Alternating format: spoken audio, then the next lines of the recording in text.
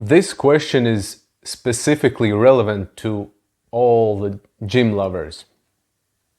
Are you going to the gym as a consequence that you already love yourself the way you are, and you truthfully feel that this action is an act of kindness towards yourself, your body?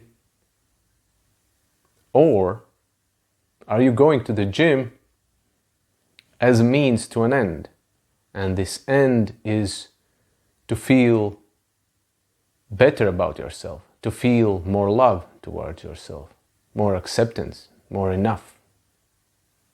Now, if we are going to the gym as a means to feel more love by becoming more fit, then that's a conditional love. And it's impermanent in nature. And it stems out from our ego, or in other words, from our own mind-made sense of our separate selves, our mind-made identity. And it always needs to be reinforced. And it's never enough. The thing with our ego is that it becomes more and more increasingly obsessed with reasserting its own value, its sense of enough, its sense of completeness. But for our ego, the span of satisfaction is very short, and after that we don't need to wait for a long time to experience the return of, again, this sense of insecurity, sense of inferiority, that it again needs to complement it somehow, to add more to its sense of worthiness, to its sense of enoughness. And even if we achieve our fitness goals, let's say we go to the gym and we, after, for example, 2 to 3 years, we have reached muscle gains that we wanted, or strengthened certain muscle groups to have the type of body that we wanted before, even then the disappointment will come. And because the ego internally will always remind us in different ways, in X, Y, Z, why we, or ego, is not good enough. I say we because most of the times people identify with their own ego, and people are not aware of separation. When we allow our ego to run the show, it's like we only allow ourselves to perceive as lovable, being loved only when we play by certain rules, or we meet certain criteria. In this case, in context of a gym, it would be when we reach certain muscle mass, then we allow ourselves to feel loved. And even then, the disappointment comes after we realized that actually reaching fitness goals didn't end this inner sense of not feeling enough. Now, is it really a self-love? Or rather, inflated, egoic, and narcissistic concept of self? Am I the one who perceives self at a surface level, that is, my fit body? Or am I rather something that's much, much deeper? Lots of industries manipulate people into compulsive and forced consumerism. Also, conditioning us that there are certain standards and criteria that we need to meet for us in order to feel good enough about ourselves. There is this lie through marketing that if we go and buy this product or subscribe to this service, then it will allow us to achieve the sense of good enough, the sense of self-love, worthiness, etc. Basically, what the marketing in many industries is doing is using our own insecurities, our own low self-esteem and egoic, reactive, compulsive nature that always wants to compensate for its lack of self-worth.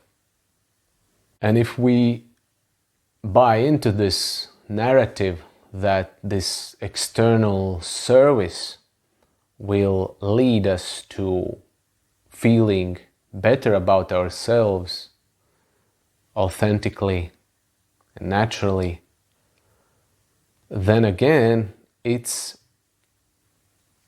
a conditional permission. And this time it comes from someone else to love ourselves.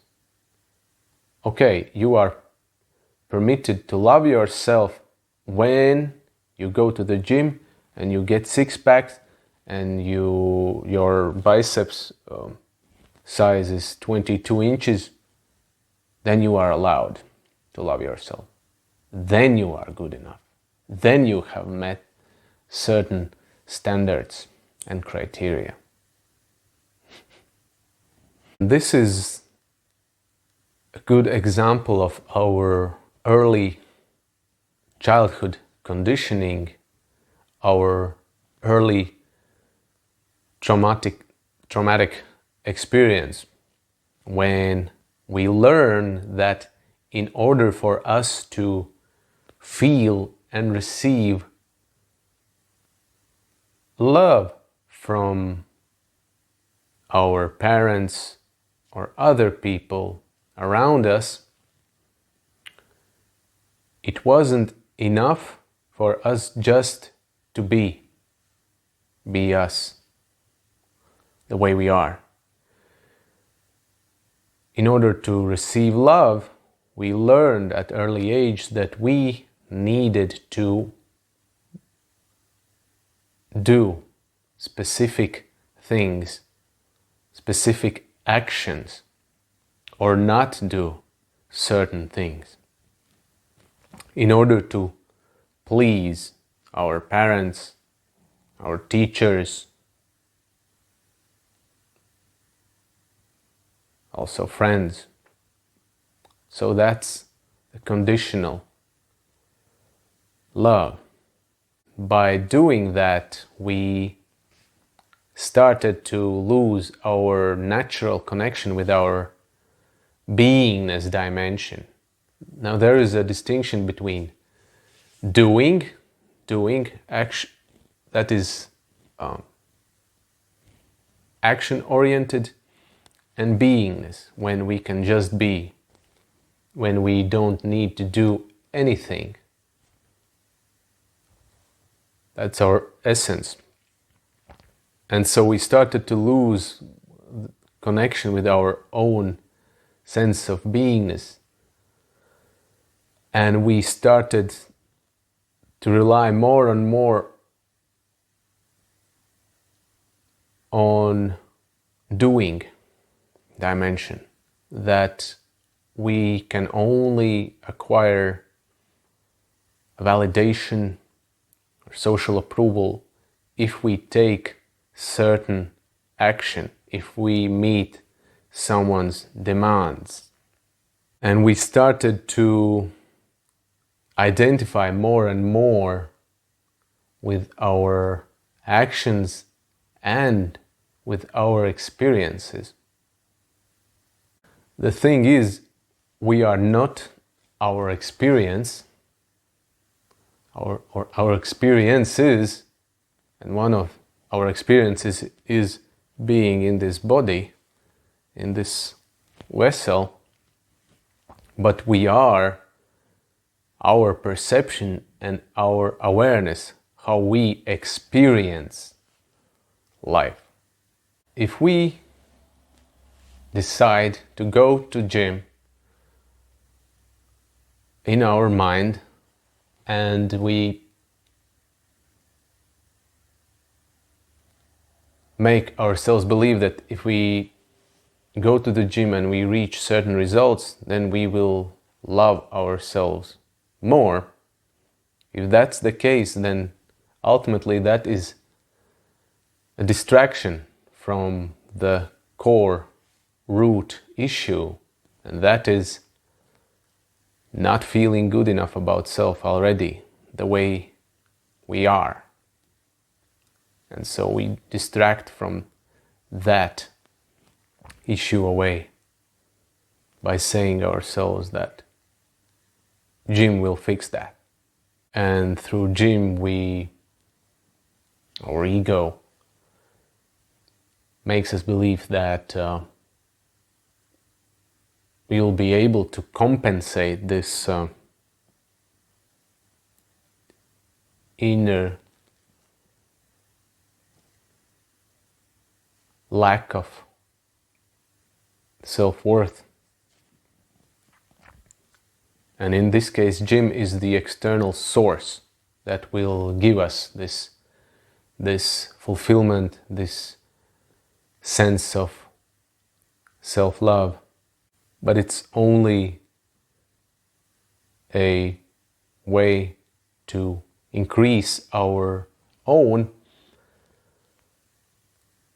artificial sense of lovability, or how do you say, our sense that we are loved. So basically it's distraction, and we are creating our own illusion that puts us further away from experiencing true self-love. A lot of people say that they go to the gym because of the health. And a lot of them who say that are not being honest to themselves fully and to the others. And they are again using this phrase health as a distraction from much deeper core issue, that is not feeling good enough. And so they want to compensate with that. Here's the catch. If we, in our life, decide to do things that are not from the place of love towards ourselves and others, but in this specific context towards ourselves, then that's not a loving action. Quite the opposite. The paradox is that it's quite abusive and violent action towards self. So if there is a deeper, more hidden intention that we go to the gym and on the surface level we say to ourselves, I'm doing this for the health, but much deeper reason is actually that we want to compensate for our lack of self-worth, then that is violent behavior towards ourselves. When I say violence against self, I'm also not advocating overweight, obesity, because that is another extreme form of manifestation when people are not paying attention to themselves, truly.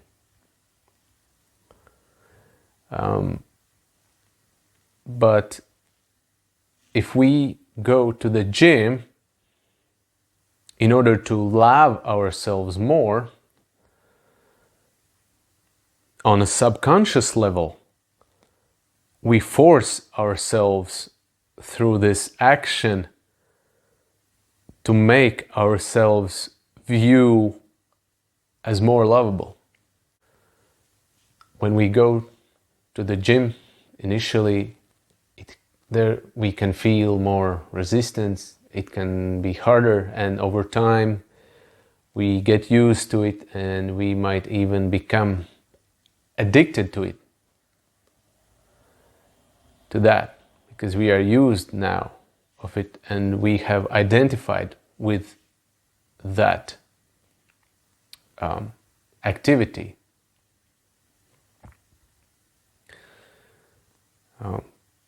But in many cases, when that happens, we're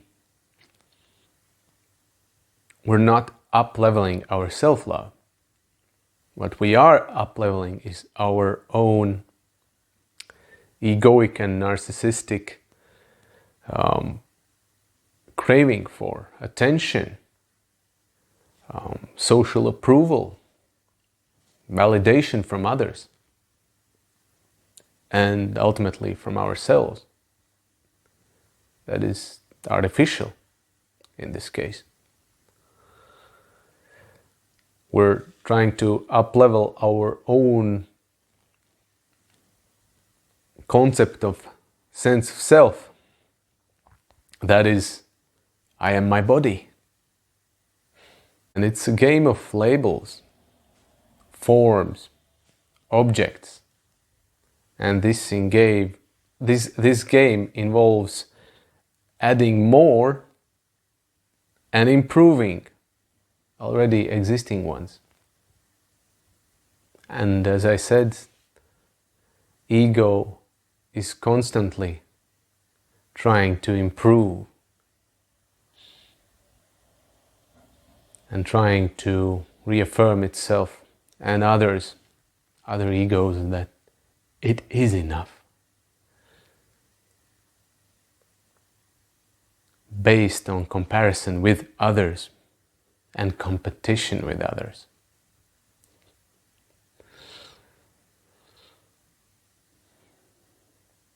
So there is always a need to compare self with the other, which means there is dependency.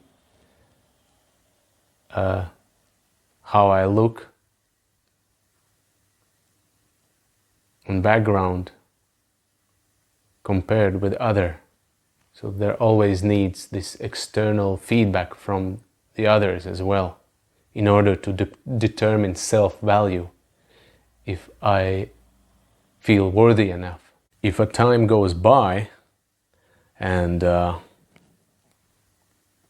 we have achieved our certain fitness goals,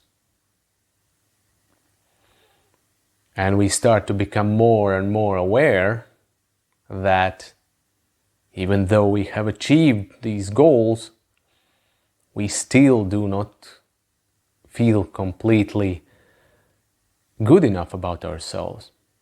There is still this inner critic, inner voice and thoughts that still make us believe that we are not good enough. And if we become aware of this, then this can become a potential awakener or realization moment for ourselves that, getting that ripped body that I desired did not stop me from feeling not good enough. Now what? Now in my spiritual journey, I have learned that self-love is actually a practice demonstrated and embodied through loving behaviors, thoughts, attitudes, choices, habits that are in alignment with our own authentic inner needs.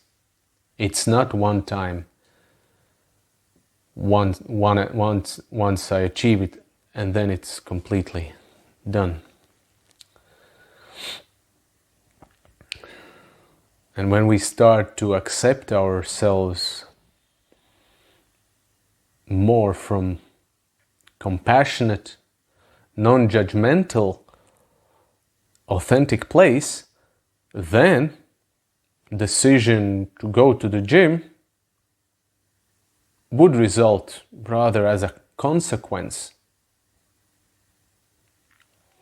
that we feel now that for our body and mind it would be beneficial to go and train, and it would feel as a loving and kind act towards our body, and there would be no hidden agenda or this hidden intention why we would really want to go to the gym. For example, to boost our fragile self-esteem, our egoic sense of self. So when we start to accept ourselves more from this compassionate place, more authentic place, then of course decision to go to the gym is authentic with our own inner needs. It is in alignment, no problem. Then we go to the gym, then there is no compensation, but we really have to be really honest with ourselves why we want to go there.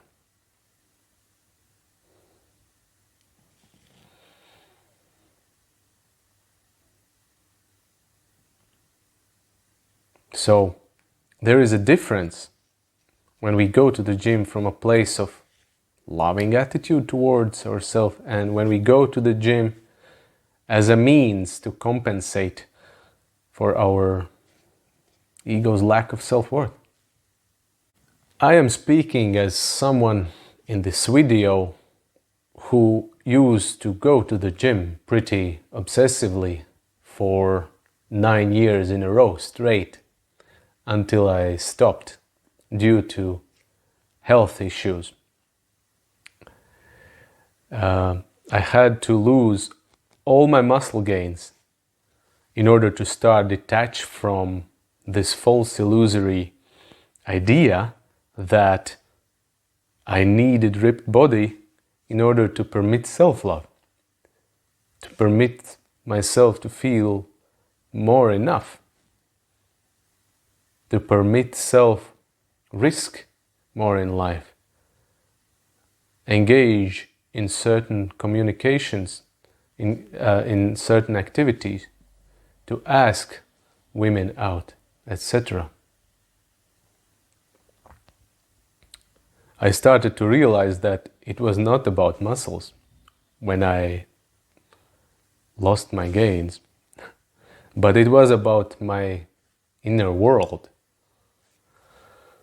It became relevant to ask question: what thoughts and beliefs am I constantly thinking about myself? And am I aware of them? Because they impact how I perceive and experience my daily life. And thinking better thoughts about self when there is no resistance to these specific thoughts definitely helps to uplift spirit in the moment. And in the end, there is one magic question that we can always ask. It's always available to us. What would someone who loved themselves do right now? And this someone, I mean, is our own, your own loving version, not someone else's, but your loving version. What would that version do right now in this moment?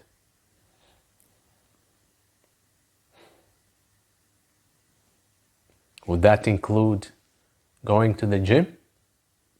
Thank you for watching. I really appreciate your presence, and may this year be fulfilled for you with lots of genuine acts of kindness towards yourself.